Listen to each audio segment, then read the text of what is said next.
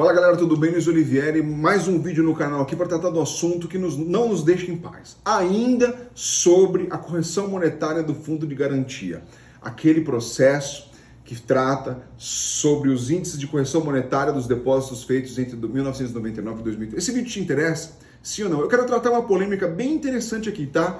Que muita gente tem perguntado. Luiz, há no país diversas ações coletivas tratando sobre esse assunto em que eu sou substituído processual. Ou seja, um partido político X entrou com uma ação em Brasília pedindo esse mesmo assunto e a decisão vai valer para todo mundo, segundo o Supremo Tribunal Federal disse no sobrestamento desses processos, em que tem substitutos processuais ou os processos individuais. Um sindicato da minha categoria entrou com um processo coletivo, em que eu sou beneficiado.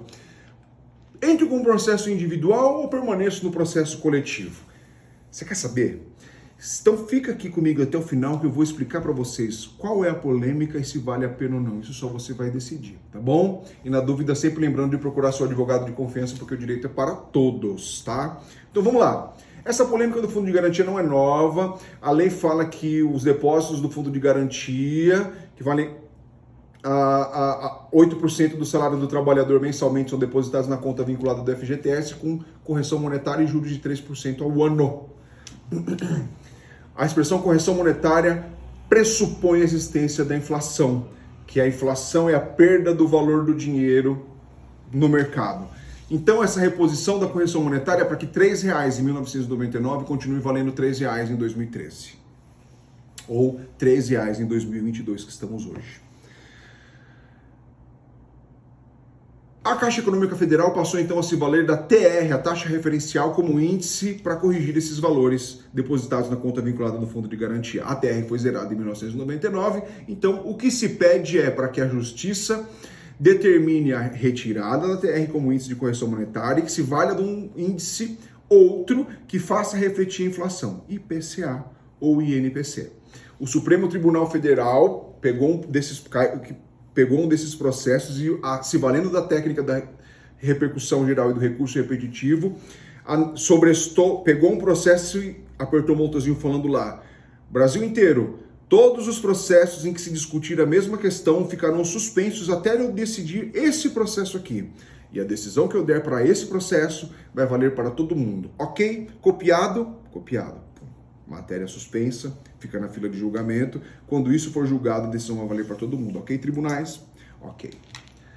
E aí, se você é membro dessa categoria que entrou com um processo coletivo, ou então vai esperar a sorte do processo do partido político X e Y, que vai realmente abarcar todo mundo, se a causa for julgada procedente, você vai ganhar. Você não apareceu no processo como autor, e tendo a Caixa Econômica Federal como ré, melhor dizendo, você vai se beneficiar de uma sentença. Bastará que você apresente o seu documento, o seu extrato analítico e sua carteira de trabalho, o extrato analítico do Fundo de Garantia e sua carteira de trabalho na fase de execução, na fase de liquidação do julgado, melhor dizendo, que é a fase da fase dos cálculos. Vamos refletir lá, que igual a gente aprendeu no catecismo.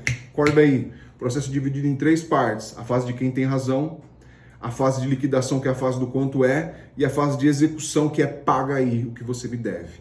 Então, para os casos em que o trabalhador é substituído por um ente qualquer, ele não aparece na fase de quem tem razão. Ganhou o processo, ele só aparece na fase, vou mostrar outro dedo, do quanto é, para habilitar o seu crédito, e entra na fase de execução para receber. No processo individual, não, é o Joãozinho contra o réu. É a Joaninha contra o réu.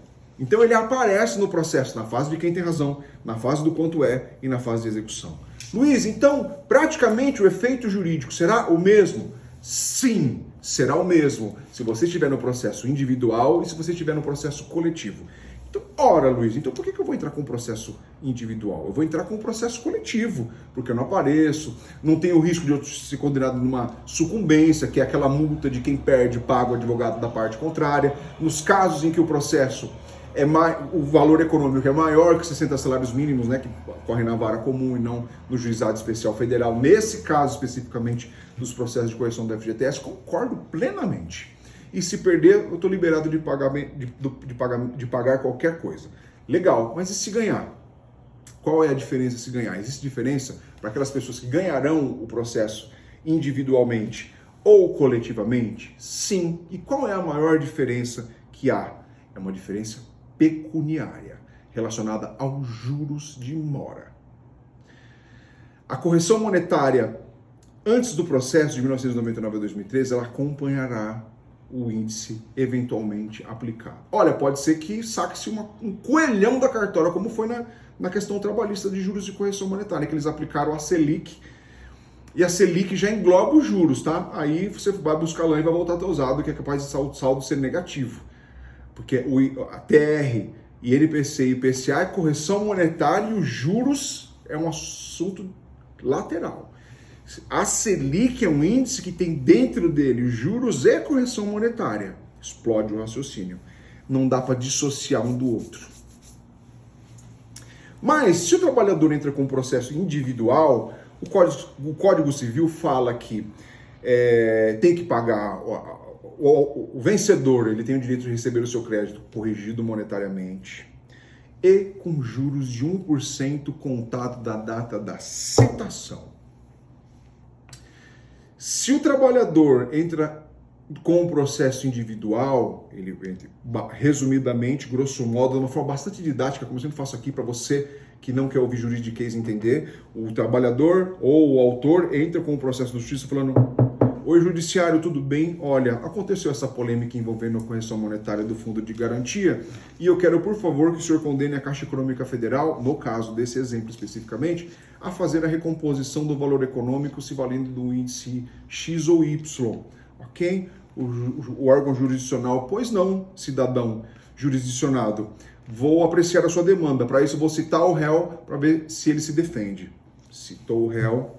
Olha, réu, você está sendo acionado judicialmente por conta disso. O réu ele vai se defender e o processo corre. Se porventura esse réu ele perde, além da correção monetária que vem mês a mês até o dia do saque do dinheiro na boca do caixa, tem os juros de mora de 1% ao mês da data da citação no processo civil até o dia em que o cara saca o dinheiro na boca do caixa. Então vamos supor que você entrou com um processo em 2016 pedindo correção do fundo de garantia. Por exemplo, se a justiça agasalhar a tese de que você tem direito, você vai ter a correção monetária dessa espécie e juros de 1% ao mês de 2016 até o dia em que você sacar o dinheiro na boca do caixa e a correção monetária do processo pelo INPC. Entendeu? Então, próximo de 8 anos, o seu processo dobra de valor, caso tenha êxito na causa, evidentemente, né? E aí, para essas pessoas que entraram com o processo coletivo, isso não acontece, porque, volta o vídeo aí e veja naquela parte que eu falei, qual momento que você vai aparecer no processo? No momento de habilitação do seu crédito, no momento só de dizer quanto aquela sentença procedente vai te trazer de retorno pecuniário. Aí é simples, o trabalhador ele chega com o RG, o status do fundo, o FGTS, Estado Analítico, e diga: oi juiz, sabe aquela sentença que o STF disse que é procedente para todo mundo? Vim receber o meu dinheiro e trouxe aqui, através do meu advogado, os cálculos de liquidação, o extrato do FGTS, minha carteira de trabalho, comprovante de endereço e o meu RG, quero receber. O juiz: pois não, vou abrir prazo então para que o réu se manifeste sobre o cálculo. Ok, 30 dias está resolvido. Homologa-se o valor, pague. Sabe quantos juros você vai ter? Nada.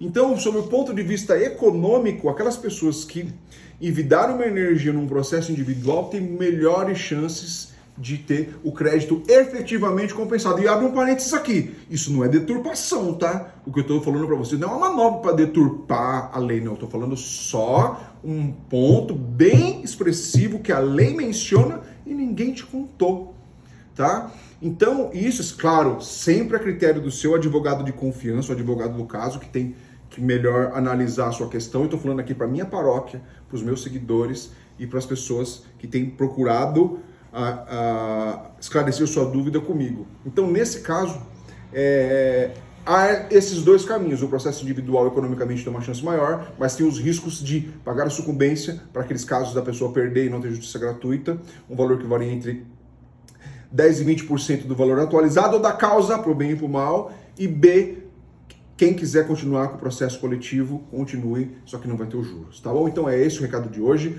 Na dúvida, procure sempre seu advogado de confiança, porque o direito é para todos. Um abraço, fiquem bem.